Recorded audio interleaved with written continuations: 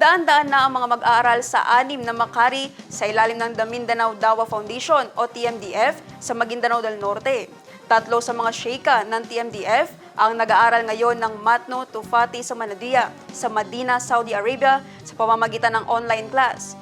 Ito ang isang antas ng pagsasaulo ng Quran.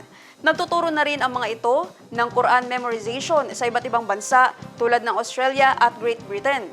Hangad ni Governor Dato Tukaw Mastura, ang President at Founder ng The Mindanao Dawa Foundation o TMDF na magiging Hufaz Capital ng BARM at ng Pilipinas ang probinsya ng Maguindanao del Norte. Ang news now mula kay Crizad Chavez. Simula nang maitatag ang The Mindanao Dawa Foundation o TMDF sa Maguindanao del Norte noong 2019, umabot na sa 6 ang mga makari ng TMDF, kung saan daan-daan na ang mga nag-aral ng Quran memorization. Presently we have 6. 2 para sa mga kababaihan at 4 para sa mga lalakihan. Itong sa 6 na to, ang isa ay yun sa mga babae, Makari Jalila, yun yung I'm the founder of that and president of that Makari. Itong Makari Asaid Ahmad Tukaw Mastura, yun naman talaga ang kay Governor Dato Tox. Yung sa pati na doon sa Makari Lawi Mikael. Situated at Bulalo, Sultan Kudarat, beside the Kudramo. Sa kanya din yun. Although, with the participation of the former congressman, the elder brother, nakapangalan din sa kanya. Itong 3 ay masasabi natin na siya talaga, he is the one supporting financially itong 3 ito. Yung remaining 3 ay katulad ng Makari Aisha, situated at Reboken. Sa pamilya ito ng Sarento Salik. Sa kanila yan. Sila yung nagpatayo ng kanilang Makari. Actually, it was parang nagsimula yan sa isang madrasa. Pero in-upgrade nila into a Makari, which is Quran Memorization Center. So sa kanila yon.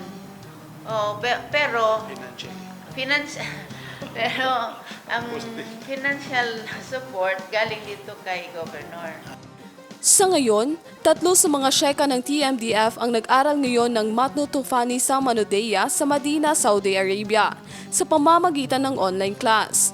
Ito ang isang antas ng pagsasaulo ng Quran. Mayroon tinatawag na Asamanudi. Yung book na Asamanudi, reference yan ng tajwid. Kasi ang Quran ay ito talagang reference ng reliyon natin, Islam.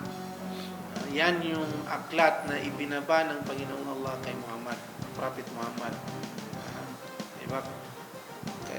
Dahil lahat ng mga propeta, meron yan mga books, kasulatan na mensahe ng Panginoon na yun yung katibayan ng kanilang pagiging propeta na salita ng Panginoon na ipapalaganap sa kanilang mga nasasakupan. Ang pagkaiba lamang, itong kay Prophet Muhammad ay pagsanglibutan na dahil siyang last na propeta at dapat yung mensahe na kanyang makukuha galing sa langit sa Panginoon ay pangkalahatan na rin. Hindi tulad nung kay Prophet Moses, yung Turat at yung Injil kay Prophet Jesus at yung Zabur kay Prophet Daud na yun ay mga partikular lamang sa kanilang mga nasasakupan. So, yun nga, dahil ang Quran, ang reference ng reliyon ay ito'y even yung pag-aaral dito ay kabilang na yun sa pagsasampa. Dinefine ng mga ulama ang ibig sabihin o ang kahulugan ng Quran. Quran wa kalamullah, Quran salita ng Allah, Al-Muha ilan Nabi min Jibril, na yan ay revelation na ibinaba ng Panginoong Allah sa pamamagitan ni Anghel Jibril tungo kay Propeta Muhammad. Al-muta'abbadu li tilawatihi, na yung pagbabasa rito ay kabilang na sa uri ng pagsasamba, worship sa Allah subhanahu wa ta'ala. Sa ngayon, nagtuturo na rin ang tatlong mga syeka ng Quran memorization sa iba't ibang bansa tulad ng Australia at Great Britain. 30 naman ang kabuang bilang ng kanilang tinuturuan ng face-to-face. Minsan, kapag po nilang sa kapamando atau kakapangagi, na nabasal nga ni namba sa majelis ni ng pitaloa, niya pitaloa pa na majelis. Bali, 3:30 kami bagapon sa hapon. So, namba kapag po nilang sa hapon na pangagidan muna na ananto na niya nilang buka pendeka, nabsambayang silang sa Salatul Maghrib ka. Before that, sa Salatul Maghrib, na pagapun mambu so kanilan akapamando para kanong mga unders Makari Jalila. Mga ustada na Makari Jalila, mga ustada na Makari Ibrahim. So, niya kang bulan na ananto na makatuto din niya ba mga ustada niya sa mga Sheikha anan sa Saudi sa iuna kamino sa kapambatya kapag pun sa maya so signal sila sa pagpun mambuso kanilan akapamando siya sa mga under nila na niya sa Makari Jalila. So, aro ko ba nakuha na pangagyan ibano mag-handle sa mga mayaba Makari? Nanggula kasi sa timpo puro sa Mahadul Amal, inakasawla na tinagag saraki no Muslim pa nabi, so Mahadul Amal sa sabab sa nag-hajj kanil. So da nangako ka ng mga tagapadako ang mga modalisan ang mag-handle sa kinilan itinago bi fadlillahi wa bi rahmatihi. So roko ba first nakapangagi sa paning ka-handle ka murid pero kinatagakin sarakina sobra 80 sila. Ang inisyatiba ay bahagi ng layunin ng TMDF na palakasin ang Islamic education, lalo na sa pagsasaulo ng Quran sa rehiyon, at palawakin pa ang mga papel ng mga hufaz at syeka sa pagtuturo sa loob at labas ng BARM. Hangad ni TMDF founder at President Maguindanao del Norte Governor Dato Tukaw Mastura na maging hufaz capital ng BARM at ng buong bansa ang lalawigan. The point here is not only just to memorize the Quran, but how to produce authentic mu'min and mu'minat. When we say people like that, because there's a difference between a mu'min and a Muslim. Very, very big difference. Ustads, there's a distinction in the Quran between a mu'min and a Muslim. Because a Muslim can be a Muslim, but he drinks alcohol. Nagnanakaw, lahat ng violation sa relihiyon ay ginagawa niya. Pero Muslim pa rin siya dahil naniniwala siya na walang ibang Diyos kundi si Allah. So, in other words, the main target here is yung pinag-usapan din natin kanina, paano natin ma-save yung kaluluwa natin na sa end of the time, babalik tayo sa ating Creator.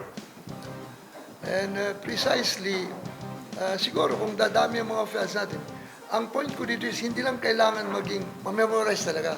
Kahit na 6 Jews dyan o ilang Jews, the point there is para may tatak sa kanilang, sa mga young generation, kung ano ba yung tunay na Muslim, ano ba yung meaning ng Islam, tunay na meaning ng Islam. So that, I think that this is the best solution to have a serene place, a peaceful place. Kasi kung magkaroon tayo ng mga taong naintindihan nila ang laman ng Quran, kahit na hindi sila hafiz, ay magiging talagang peaceful. There's no need to campaign for peace because po sa sarili nila, sila mismo ang magdidisiplina sa sarili. I have been, from the start, I have been asking them to, each mayor, sabi ko, isave natin yung kaluluwa natin. Let's not just think of being a mayor, a leader. Kailangan we work out for that day na lahat tayo mamamatay. Lahat tayo mamamatay. So, let's reserve a place for that. And I've been telling the mayors na sana makagawa sila na kahit maliit lang na school, say, producing 30 students. At least, paano natin na masusunod natin yung sinabi doon sa Quran. You know, itong pagka-leader kasi mabigat. Kung talagang anuin mo na ikaw ay maging leader ng Muslim community, no? There's a verse in the Quran on the chapter Hajj. Al-Hajj, ika-41 verse ng Quran, na sinabi niya, Bismillahirrahmanirrahim, الذين إن مكنهم في الأرض وأقاموا الصلاة وآتوا الزكاة ونهوا عن المنكر وأمروا بالمعروف. Kung kayo'y magiging, that's why mabigat sa Islam yung magiging leader. Because mismo si Allah ang nag-order doon sa verse na 41 ng Suratul Hajj na kung kayo'y binigyan ko ng power, kailangan kayo'y magsambayang, And give zakat. give zakah, give alms, at Enjoy what is right. i-enjoy what is right at ipag-utos ano ang mabuti. Hinikayat din ito ang mga LGU sa lalawigan na isulong ang Quran memorization. I do hope that every family, sana nalaman mga pamilya, Lubang Samoro, politiko, tanong mo na, politiko. Litan mo sa kwate ka, politiko na ka. Apingin pa na kailangan na ng mga leader. Okay na, itagot tanong sa ginawa amisin daw. Ama ka, amisin daw na pagpatay tanong. Itagot tanong sa ginawa. Sa akin, kalinyanan ko na yung mga takin ako. Nung kakwente karusan ko niya. Ipagkay ko ni karusan ko niya. Pangataki ako nung nung karusan ko para makasurga ko. Pangataki ako nung tayo. So, nabi ko ko siya, ipagkampanya ko niya, magagatanong ko umanis sa kawalin na adun hafiz na para inshallah ta'ala na adun lawa inam ta sa makalusot sa surga. Assalamualaikum warahmatullahi ta'ala wabarakatuh. Criza Chavez, iMinds, Philippines.